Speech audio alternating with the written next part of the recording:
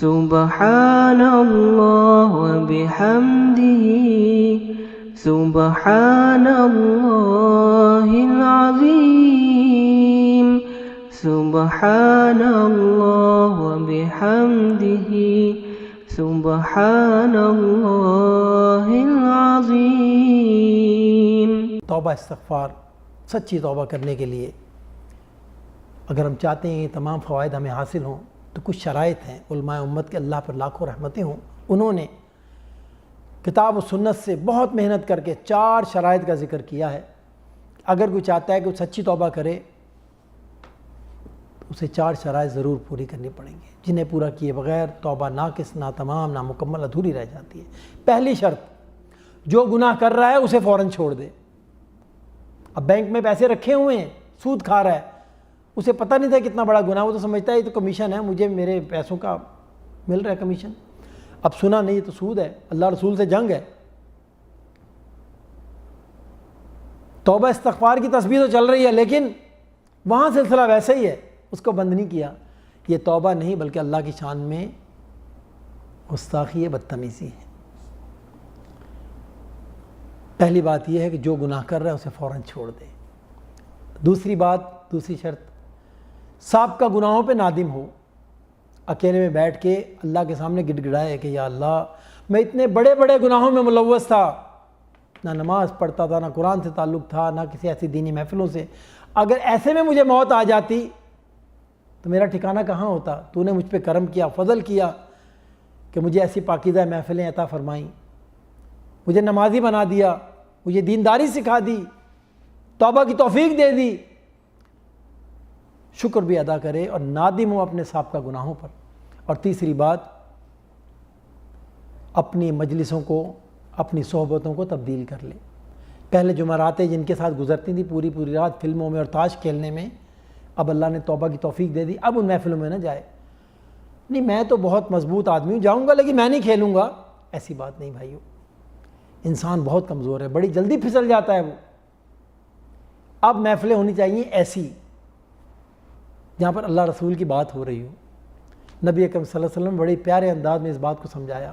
ایک حدیث میں آتا ہے، آپ نے فرمایا، حدیث کا مفہوم ہے کہ تیری دوستی ایک ایسے شخص کے ساتھ ہے جو خوشبو بیچتا ہے۔ اب تو اس کے پاس گیا یا اس کی دکان پر گیا، کیونکہ وہ تیرا دوست ہے، اس نے تو یہ تحفہ دیا، کیا دے گا جی؟ خوشبو، کیونکہ وہ تو خوشبو بیچتا ہے۔ اس نے نہیں دیا، تو نے خرید لیا پیسے خرچ کر کے، کیا خریدا؟ خوشبو۔ اچھا اس نے نہیں دی، تو نے نہیں خریدا، لیکن جتنی دیر بیٹھا کس میں بیٹھا؟ خوشبو میں بیٹھا۔ جب وہاں سے اٹھ کے آئے گا تو پتہ لگے گا کہاں سے آ رہا ہے، تیرے بدن سے خوشبو آ رہی ہوگی۔ اور فرمایا تیری دوستی ایک ایسے شخص ہے جو لوہا پیٹتا ہے، یعنی لوہار، پیشہ برا نہیں، اللہ کے نبی صرف مثال سے بات کو سمجھا رہے ہیں۔ اب تو اس کی بھٹی میں گیا، اس کے پاس بیٹھا، اس نے زور سے جو پھونک ماری بھٹی میں تو کچھ چنگاری نکلی، کوئی نہ کوئی چنگاری تیرے دامن کو بھی جلا دے گی۔ اگر ایسا نہ ہوا تو اس جگہ کا ماحول بڑا ہی پراگندہ ہے، دھواں ہے، کالک ہے، جو تیرے کپڑوں پہ بھی لگے گی، تیرے منہ پہ بھی لگے گی۔ جب تو وہاں سے نکل کے باہر آئے گا تو پتہ لگے گا کہاں سے آ رہا ہے۔ یہ صحبت کا اثر ہے، اپنی صحبتوں کو تبدیل کر لیں۔ اور چوتھی اور آخری بات یہ ہے، وہ حقوق العباد کے بارے میں بھائیو، بڑا ہی حساس معاملہ ہے۔ اگر ہم چاہتے ہیں سچی توبہ کریں تو پھر حقوق العباد ہمیں ادا کرنے چاہیے۔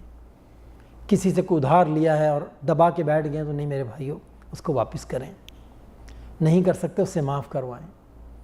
اب وہ کوئی اور تھا، کہیں اور ملک کا تھا، چلا گیا، نہیں ہے تو اس کی طرف سے اگر ہے تو صدقہ کر دیں، نہیں کر سکتے تو استغفار کریں اللہ سے کہ یا اللہ اس کے گناہوں کو معاف کر دے، اس کے لیے توبہ استغفار کریں، کیونکہ معاملہ بڑا ہی خطرناک ہے میرے بھائیو۔ ایک آخری حدیث بیان کر کے بات کو ختم کرتا ہوں۔ نبی اکرم صلی اللہ علیہ وسلم نے اپنے صحابہ سے دریافت کیا، کیا تم جانتے ہو میری امت کا مفلس کون ہے؟ بڑی مشہور حدیث ہے۔ صحابہ نے کہا اے اللہ کے رسول، ہماری نظر میں تو جس کے پاس درہم و دینار نہ ہو، غریب آدمی، وہی مفلس ہے۔ فرمایا نہیں، میری امت کا مفلس وہ ہے کل قیامت کے دن جب اسے لایا جائے گا تو اس کے پاس نیکیوں کے پہاڑ ہوں گے، اتنے روزے، اتنی نمازیں، اتنے عمرے، اتنے قرآن، اتنی خیرات، اتنے تہجد، اتنے حج۔ جنت میں داخلے سے پہلے اس کو روکا جائے گا اور اعلان کیا جائے گا کوئی ہے جس نے اس سے کچھ لین دین کرنا ہے؟ اللہ کے نبی فرمائیں گے جس کا مفہوم ہے کہ لمبی لائن لگ جائے گی، اور وہاں کی کرنسی نہ ڈالر، نہ پاؤنڈ، نہ ریال، نہ درہم، نہ روپے، الحسنات نیکیاں۔ اور آج ہم جن نیکیوں کو معمولی سمجھتے ہیں میرے بھائیوں، وہ کتنی قیمتی ہیں آپ کو پتہ ہے کہ کل ایسے کتنے لوگ ہوں گے جو صرف ایک نیکی نہ ہونے کی وجہ سے جہنم میں چلے جائیں گے، ایک نیکی، اور اس کے لیے پورے معاشرے میں بھاگتے پھریں گے، باپ کو پکڑیں گے، ماں کو پکڑیں گے، بھائی کو پکڑیں گے، بیٹے کو، بیوی کو، ایک نیکی دے دو وہ کم پڑ رہی ہے جنت میں جانے کے لیے، وہ نہیں ملے گی۔ آج جسے ہم معمولی سمجھتے ہیں نا، وہ نیکی اتنی قیمتی ہوگی، اتنی قیمتی ہوگی، اور وہاں پر نیکیوں کا سودا ہوگا، حکم ہوگا کہ جس کو جو دینا ہے اس کی نیکیوں میں سے ادا کر دیا جائے۔ لوگ آتے جائیں گے، کسی کو گالی دی ہوگی، کسی کی غیبت کی ہوگی، کسی کا مال کھایا ہوگا، کسی کی زمین پہ قبضہ کیا ہوگا، کسی کے ساتھ کچھ کیا ہوگا، وہ سب وہاں پر نیکیاں ان کو دے دی جائیں گی، یہاں تک کہ ساری نیکیاں جو پہاڑ جیسی لایا تھا ختم ہو جائیں گی۔ لیکن یہ کیا، ابھی تو لائن میں اور لوگ باقی ہیں، اب کیا کیا جائے؟ حکم ہوگا کہ ان کے گناہ اب اس کے کھاتے میں ڈال دیے جائیں، دینے کے لیے تو کچھ نہیں، ان کے گناہ اس کے کھاتے میں ڈالے جائیں گے اور اس کو بالوں سے پکڑ کے جہنم میں پھینک دیا جائے گا۔ فرمایا یہ ہے میری امت کا مفلس۔ کتنا امیر ہو کے آیا تھا لیکن بالکل کنگال ہو گیا، مفلس ہو گیا، حقوق العباد پامال کرنے کی وجہ سے۔ تو بھائیو کوشش کریں، اللہ سے بھی توبہ کریں، اور جس کسی تک اس کی چیز پہنچا سکتے ہیں، معاف کروا سکتے ہیں، ضرور کریں۔ اسی کا نام ہے توبۃ النصوح، سچی توبہ۔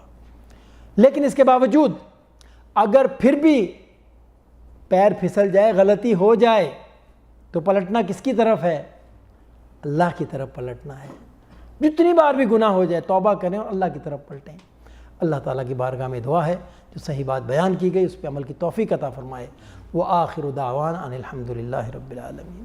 اللہم صلی علی سیدنا محمد وعلی آلہ وصحبہ